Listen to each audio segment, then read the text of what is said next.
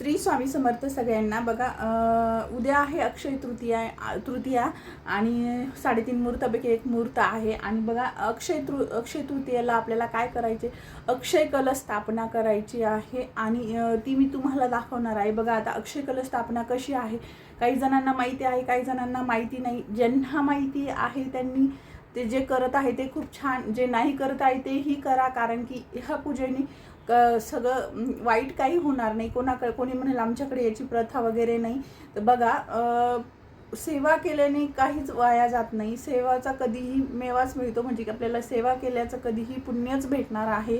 त्याच्यामुळे तुम्ही सेवा केल्यानंतर तुमच्याकडून काही वाईट होणार नाही आहे, तुमचं चांगलंच होणार आहे। त्यामुळे जे करत नाही तेही करा, जे करत आहे ते खूप चांगलं। तर चला मी तुम्हाला डायरेक्ट मी पूजा मांडून घेतलेली आहे। मी डायरेक्ट तुम्हाला सांगते, फक्त आता कशी घेतली बॅक कॅमेऱ्याने दाखवते। चला मग बघूया।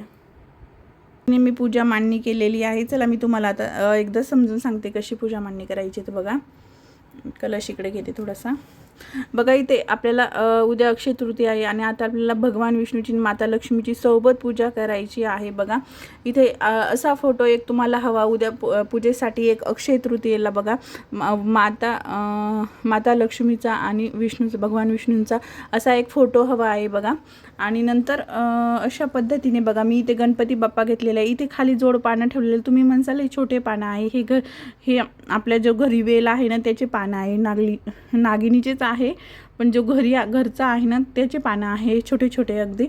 तर बघा हे बघा इथे गणपती बाप्पा आहे, इथे बालकृष्ण आहे, जोड पानं घेतलेले आहे, तुम्ही बघू शकता जोड पानं आहे, बालकृष्ण आहे। याचा अभिषेक करून घ्यायचा आहे, मी अभिषेक केलेला आहे, मी तुम्हाला दाखवते डायरेक्ट अशी। आता हे बघा इथे बालकृष्ण आहे आणि इथे माता लक्ष्मीचं स्वरूप म्हणून मी इथे याची घेतलेली आहे बघा, एक सुपारी घेतलेली आहे, लाल सुपारी।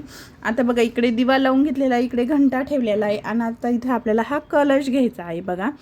तांब्या घ्यायचा आहे, त्याच्यात तांदूळ घ्यायचे आहे भरून।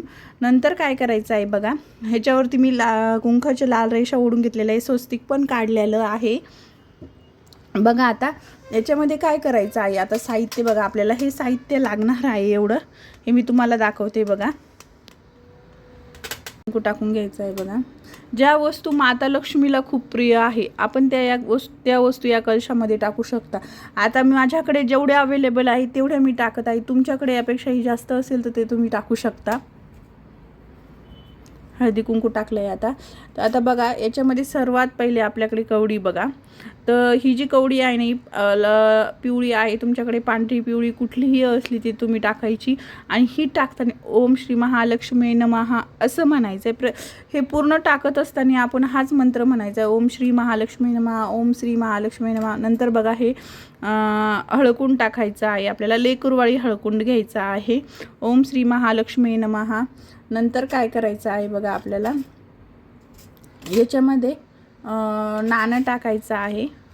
तुमच्याकडे गोचक्र वगैरे असेल ना ते तुम्ही टाकू शकता, माझ्याकडे नाही आहे म्हणून मी एवढंच टाकते। याच्यामध्ये एक बघा, तुम्ही 1 रुपयाचं 5 रुपयाचं नाणं टाकू शकता, ओम श्री महालक्ष्मी नमः।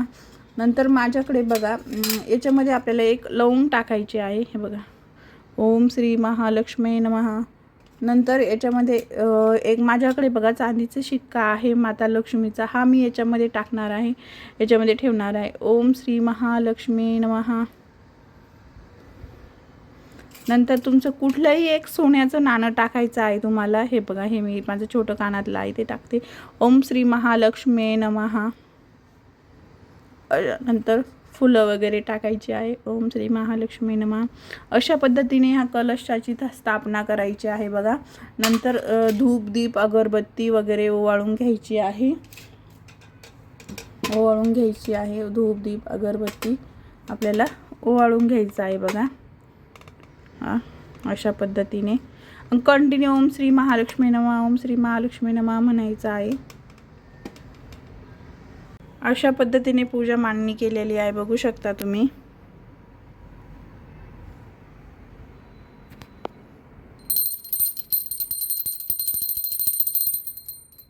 अशा पद्धतीने मी पूजा मांडणी केली। नैवेद्य ठेवू शकता, दूध साखर पण ठेवू शकता, पण मी इथे साखरेचा नैवेद्य ठेवलेला आहे।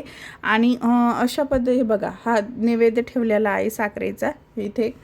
तर तुम्ही दूध साखर पण ठेवू शकता. हे नैवेद्य नंतर तुम्ही पण ग्रहण करू शकता नंतर. आणि काय करायचं आहे आपल्याला, आता कुठल्या सेवा याच्यासाठी करायच्या आहे ते मी तुम्हाला सांगते. बघा आता इथे याला हळदी कुंकू वगैरे द्यायचं आहे, धूपदीप दाखवायचा आहे. आणि हा जो कलश आहे अक्षय कलश, माता लक्ष्मीला प्रार्थना करायची आहे. बघा अशा हात जोडून माता लक्ष्मीला प्रार्थना करायची आहे आणि म्हणायचं आहे, हा जो कलश आहे हा अखंड असाच माझ्या घरात भरलेला राहू दे आणि तुझी छत्रछाया माझ्यावरती राहू दे. तुझी छाया तुझा सहवास माता लक्ष्मीला भगवान विष्णू तुमचा सहवास अखंड माझ्यावरती राहू आणि माझ्या घरात हा कलश असाच अखंड भरलेला राहू, ही प्रार्थना करायची आहे. आणि बघा आता मी सेवा काय काय करायची आहे त्या तुम्हाला सांगत आहे. बघा तर सेवा काय काय करायची आहे तुम्हाला. 16 वेळा श्रीसूक्त म्हणायचा आहे. 16 वेळा, 16 माळी नाही, 16 वेळा श्रीसूक्त म्हणायचं आहे. 16 वेळा तुम्हाला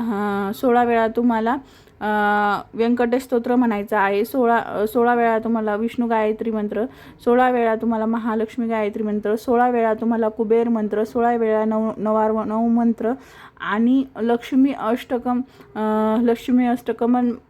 म्हणायचं आहे. विसरायचं नाही. एवढ्या सेवा तुम्हाला करायच्या आहे. अशा पद्धतीने तुम्हाला बघा अक्षय कलश करायचा आहे. खूप प्रभावी सेवा आहे आणि अखंड लक्ष्मी प्राप्तीसाठी खूप प्रभावी सेवा आहे ही. बघू शकता तुम्ही अशा पद्धतीने